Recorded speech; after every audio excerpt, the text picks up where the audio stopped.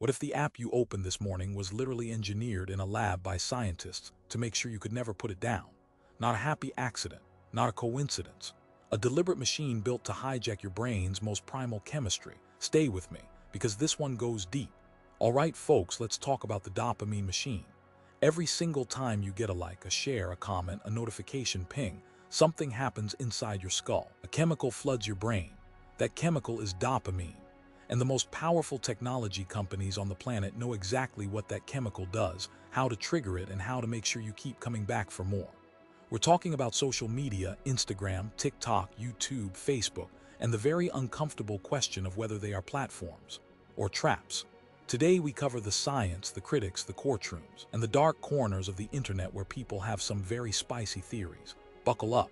Here's what the science, actual peer-reviewed university-backed science says, and it's not exactly reassuring. Dopamine is your brain's reward chemical.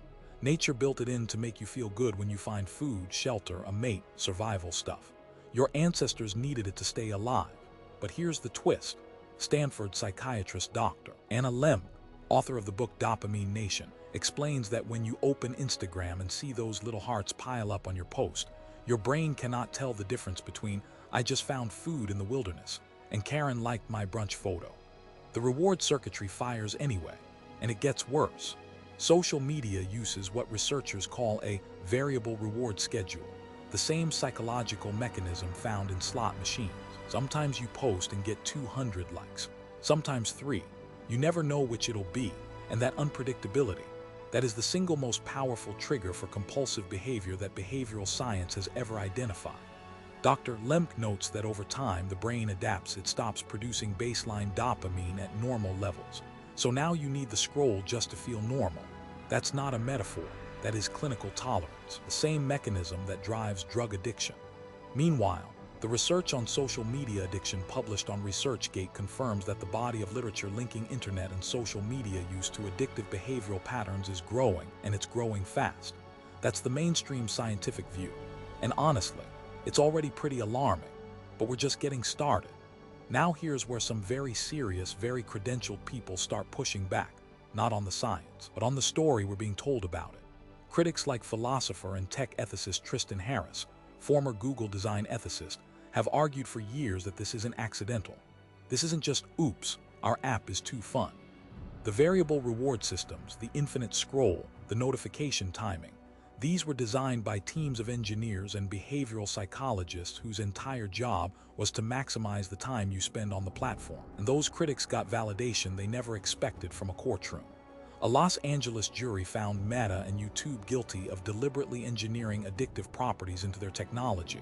That's not a conspiracy blog saying that. That is a jury verdict. The punishment?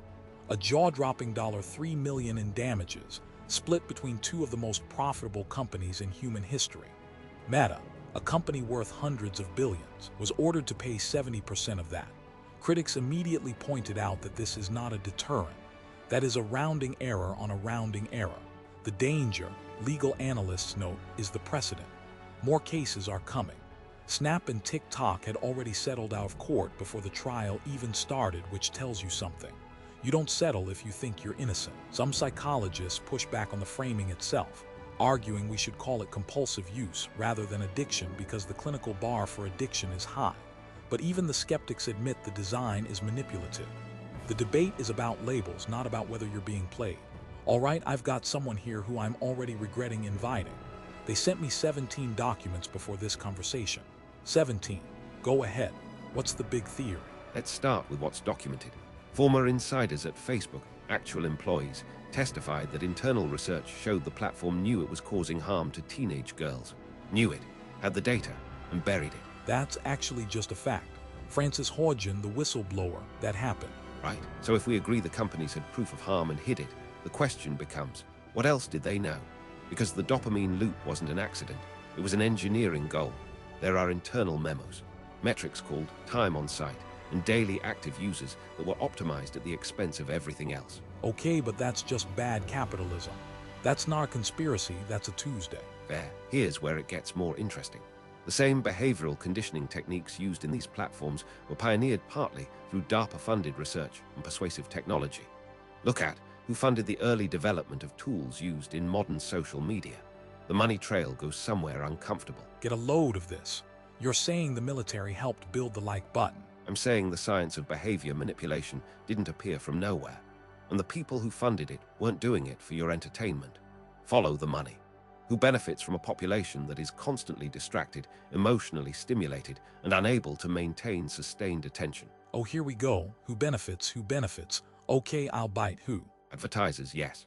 But also, think about it. A distracted, dopamine-exhausted population is less likely to organize, to read long-form journalism, to engage in sustained political thought. That's not a theory. Researchers have documented declining attention spans and civic engagement correlating with heavy social media use. You cannot be serious right now. You're saying the scroll is a sedation tool. I'm saying the effect is sedation, whether or not the intent is. But when you see the same venture capital firms funding both social media platforms and political consulting firms, you start asking questions. Okay, next theory, before I need a nap. The algorithm doesn't just keep you watching, it steers you. Multiple researchers have shown that the recommendation engine, on YouTube especially, systematically pushes users toward more extreme content over time. Not because extreme content is popular, because it triggers stronger emotional responses, stronger dopamine hits. Oh, it gets better. So it's not just keeping you hooked, it's radicalizing you while it does it. The company's own internal researchers flagged this. One memo reportedly said 64% of people who joined extremist groups on Facebook did so because the algorithm recommended them. The platform's response was to shelve the research. You cannot be serious, and they just kept the algorithm. They tweaked it for optics. The core engagement maximization logic stayed, because engagement is revenue.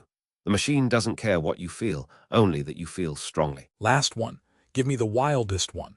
I need something truly unhinged for the comment section. Neurotech angle. Some researchers, fringe ones, I'll admit, suggest that continuous high-frequency dopamine cycling through social media use may be causing generational epigenetic changes, literally rewiring the brain development of children in ways we won't see the full consequences of for decades. Epigenetic. You said epigenetic on this channel. The brain is plastic, especially young brains. Dr. Lemke at Stanford has said that adolescent brains are more vulnerable to dopamine dysregulation if you start rewiring dopamine circuits at age 9. What does that adult look like at 35? I'm putting my phone in a lake. Goodbye, everyone. I'd suggest starting with a 30-day dopamine fast first. The data on recovery is actually encouraging. I hate how reasonable you sound. Here's where everyone agrees and where things get murky. Everyone agrees dopamine is real, the reward loop is real, and compulsive social media use is genuinely harmful. Mainstream science, alternative critics, and the conspiracy crowd are all reading from the same neurological playbook on that part, where mainstream and alternative views diverge. The mainstream tends to frame this as an unfortunate side effect of well-meaning but poorly regulated technology. Critics, including the lawyers who just won that court case, say it was intentional. Addiction by design, not by accident. Where the conspiracy theories depart, the claims about deliberate population control, military-funded behavioral engineering, and epigenetic generational damage go beyond what current peer-reviewed evidence firmly establishes. Some elements are grounded in real documents and real patterns, the algorithm radicalization data, the buried internal research, but others are extrapolations that haven't been proven in court or in a lab. Yet, the uncomfortable middle ground, a lot of what sounded like conspiracy theory in 2016, the platform is deliberately making you addicted, is now a jury verdict in 2024. All right, here's the honest truth as best as the evidence allows. Social media platforms are built around dopamine reward loops. That is not speculation, it is neuroscience, confirmed by Stanford psychiatrists, peer-reviewed research, and the company's own internal data. At least some of that design was deliberate. A Los Angeles jury has now legally established that Meta and YouTube engineered addictive properties into their products. The $3 million penalty is laughable, but the precedent is real. The darker theories, deliberate state-level social control, military-grade behavioral ops, generational brain rewiring, are not proven. But they are also not as insane as they sound, given that proven facts keep catching up to yesterday's crazy theories. What you can do right now, be aware of the variable reward loop. Notice the scroll, notice the compulsion. Dr. Lemke recommends dopamine fasting, deliberately abstaining as a way to restore baseline brain chemistry. It works. The brain is plastic. It can recover. The machine is real, but you are not a machine. That's the social media dopamine machine file officially closed, unofficially wide open. Drop your theory in the comments. Hit subscribe if you want the next classified briefing, and remember, the truth doesn't care if you believe it.